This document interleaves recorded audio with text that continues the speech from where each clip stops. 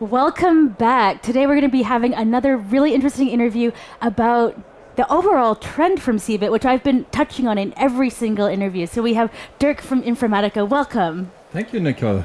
So can you tell us a little bit about Informatica before we kind of dive into the hot topics of CeBIT? Sure, happy to do that. So Informatica is a company that has been founded in 1993 in the Silicon Valley. And we are now globally active with $1 billion in revenue, or over $1 billion, I shall say. And with our solutions, we are purely focusing on the topic of data management. So here the big topic on CeBIT is economy or digital transformation. Mm-hmm. That's our home turf. Oh, okay. So you're like the creator of the buzzwords. I wouldn't say we are creator of the buzzwords, but we are definitely helping our clients, executing something with the buzzword. All right. So why don't we just kind of start at the top? Where are we right now with kind of this digital transformation movement or the D-economy? So as I'm responsible for what we call Central EMEA or Central Region EMEA, this covers Germany, Austria and Switzerland. I can only cover that topic. Yeah. Well, CeBIT is here in exactly that region, so I think we're good. Exactly. So I believe, in some other parts of the world we have different trends. True. Here we have a very strong and traditional industry, particularly in automotive, but also other industries. And it's very fascinating to see how these industries evolve on these trends of the economy or digital transformation. And I believe there's a big respect to all these international, but also national digital native companies that pop up and go into existing business models. We all know about Uber, Airbnb and such. But we see some good things happening with the companies here in our region that have a maybe longer history and traditional model that really start building on the data they have on customers, on their products and other domains, as we call it. Excellent. Can you give me a couple of examples? Yeah, the examples are, as I mentioned, around that these companies are more and more focusing to gather data about their customer and to get a holistic view of customers. Not only, from one system what they have sold in one area to the customer, but maybe to get a view on the entire household of a customer. Right. To view relationship of customers. To gather data also from social channels and then increase the view of the customer and therefore give better service to the customer and be more successful. Oh, very interesting. So last year at CeBIT, I really enjoyed how everyone was going to make data smart, right? Artificial intelligence in the cloud, all of these concepts about pointing out the fact that we just had data and the data was dumb, right? And so, I get it. The data was dumb. We need to figure out what to do with it. And it's interesting that literally 1 year later, the industry is there. They've kind of made the data a little bit more smarter. And not that the data's smarter, it's more that they know how to action the data. They make more out of it. They make a lot more out of it. Well, and it's a big word. As a German, I would say we are not really there. I'm a little more reluctant to really say we are 100% there. But I think the trend is known. And when you look at also the CEOs of big companies who were traditionally not in the IT business, they are now recognizing that data is part of their future. And maybe the example I gave you is also further steps down in the chain where customers have realized that they need to have this holistic view on the customer. It really starts with a more fundamental thing that you and I maybe think it's easy to do, but it really is not. It starts with the problem that customer needs to get access to data out of different sources. Like what you described, new systems pop up basically on every day. Mm-hmm. But the challenge is how can customers combine this data and bring it in one system to run analytics and really get intelligence out of it. So this is basically where our company was founded on, and we increased now the portfolio to also data quality pieces, data security pieces, all around data. And obviously the trend we see in the industry really plays in our markets. Yeah, definitely. So why don't we touch on a little bit about security? Because Germans love security. It's one of the things that because I co-founded a German website, but I'm based in Taiwan and I'm Canadian. Okay. When I look at this region, I'm always a little. It's curious. It's curious to me sometimes how far security measures have gone in terms of just accessing, even like music online, and like there's just so many other rules that are so specific to this area. So when global companies come come to Germany or this region of EMEA, it's always a little bit of a shock to them or to me about how to kind of interact on this level of security and data. Isn't there a song that says, if you can do it here, you can make it anywhere? Yeah. True. Not really, but I know where you're coming from. And obviously we realize that as well. I give you an example. We have a very successful cloud data integration solution that we have in the market maybe since 9 years or so. Okay. Very successful in the US and other areas. Here we face the challenge that why customers get the idea of the cloud and the benefits they can get out of it. They always say, okay, you have the cloud, but the data center you run it is in the US, right? And then it starts to get a little fuzzy. So what we did, and I think what is a good way forward to solve the issue you described, is really team with other players in the market. So we gave our cloud asset to Deutsche Telekom, T-Systems. Okay. And I believe Deutsche Telekom is known as a former state-owned company, as very, mature and looking at security in a big way. So our customers now can take our technology out of the secure data center of Deutsche Telekom in Munich.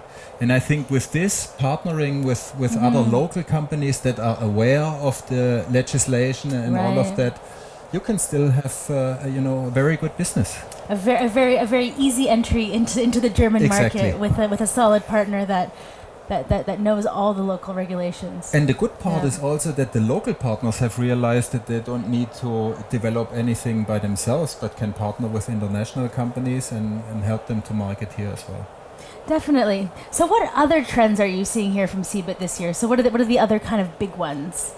Well, having been at the welcome night last night, they did a little quiz where they had anyone in the room Twitter what the big trends are, and it's definitely security as one of them, and then the whole item of digital transformation and still big data.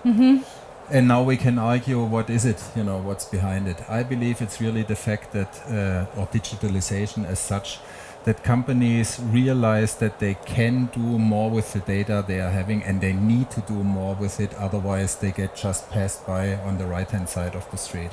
Definitely. So this is the big thing. I don't believe that it will go away anywhere in the near future. No, I definitely agree with you. It was interesting to see that the cloud topic was a little smaller maybe than in the years before, and maybe also a reason that you see it maturing, the trend we just discussed. Yeah. We have all the big cloud vendors here in Germany now, and it gets more and more accepted even by industries that are more conservative, like financial industry on that term. So. Well, I think now that everyone's really accepted that the cloud's not some sort of random concept, that the cloud is actually data centers and servers, and it's no longer some abstract concept. Like now we have like solid actionable things that we all need to know and execute on, and that it is someone else's computer, right? And I think now that we've all kind of accepted that, it's actually more interesting the next step, right? How we're really trying to figure out what to do with the data. Yeah, and I don't believe it's a religious fight, that only the cloud is right or only the data center and on-premise is right. And we believe as a company that there's a hybrid future. There will always be data and application that will stay in the data center. Nobody will share them and give them out. But there will also be good use cases where you better leverage the cloud. I think you're the first person that's told me sharing is caring. When it comes like hopefully not. Well, no, but a hybrid solution actually isn't something that I hear commonly pitched. Yeah. No, that's very interesting. Yeah. So, do you have any kind of interest in the other big trend from CeBIT, which is drones? Drones and all the data that's being collected from them. I stopped into the drone hall earlier, and there was just this really, maybe it was just because I was there for a talk, but it was more about all the data that's being collected by drones, right? And like the position that this is going to have in the future, because like some of these drones are never going to come down from the sky; they're going to stay in the sky forever. And so to me, this was actually the most terrifying thing that I've seen from the show: a drone that will never leave the sky because it's waterproof inside with solar panels, and then it's going to continuously collect data on me. Okay, wow. Yeah, no? Yeah. No, I haven't been to this hall. Maybe okay. I should go. From our end, it's really that it's a drone, and that end is only a generator of additional data. So what we want to do is, obviously, if this becomes a trend, to make an easy connection to the data out of a drone for our customers if they have use cases for it. definitely. So we look at any technical trend that's happening, and right now it's mostly software trends, Yes. new technologies like all these Hadoop technologies for big data, and then we want to provide a standard connector to these technologies that basically on a mouse click our customers can leverage the data. So in that respect, I would say drones. Maybe we should talk to some of the drone providers, how we get the data out of the drone. Yeah. And That's then, actually and then very leverage it. interesting. We do this, this Internet of Thing topic is obviously a trend as well, and I would rate that in that category. And we do that for other machinery providers as well, where we get data out of their products, the end customer products. For example, to have predictive maintenance use cases and things like that. Okay. Why don't we touch a little bit on exactly that topic, automotive, because this is one of the big topics of Germany in this region. I mean, like one of the largest industries with a huge history, and autonomous driving is very much a reality. Yeah. Yeah. Fantastic. You can still sit in your nice private car, but don't have to drive all the time. Of course, here in Germany, the Autobahn is to some people an enjoyment to drive. That's true. To others not. Yeah, I mean, in automotive we see, three trends. One is analytics, what we discussed before, based on big data. The other one is this whole idea of customer 360, where you look holistically at your customers. I'm not so sure about Canada, but here in Germany, in the past, car manufacturers sold via a dealer network, so they never knew the end customer, you and I, who drove the car. So they are now very interested to get knowledge about who is driving the car, so they can tailor services around it, and then the whole idea of the connected vehicle and autonomous drive. And the great thing of all these trends is they create masses of data. Yeah. And obviously, we are there and want to be there in the future to support these clients to generate these fascinating new use cases. Well, that's the thing about like the connected car is that I often get asked, well, why do I need 5G in my car? I mean, I can already play Spotify now, right? And to the average consumer, they can't see a reality behind Spotify, right?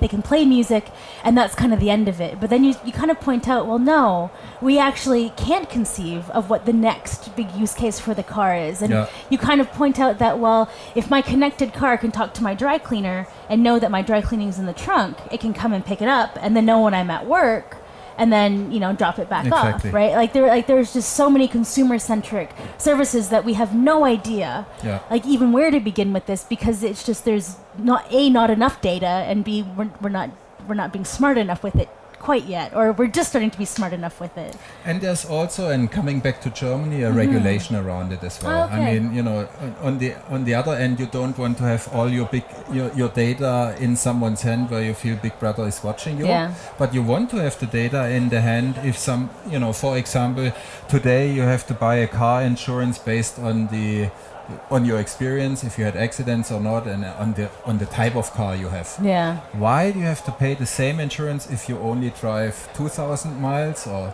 3,000 kilometers in the same way on an annual insurance than a person who drives 10 times as much? Makes no sense. So I mean, for example, tying insurance to your usage of the car, I think makes a lot of sense. Oh, very interesting. And these are concepts that we will see in the future, we believe. Oh, interesting. Very interesting.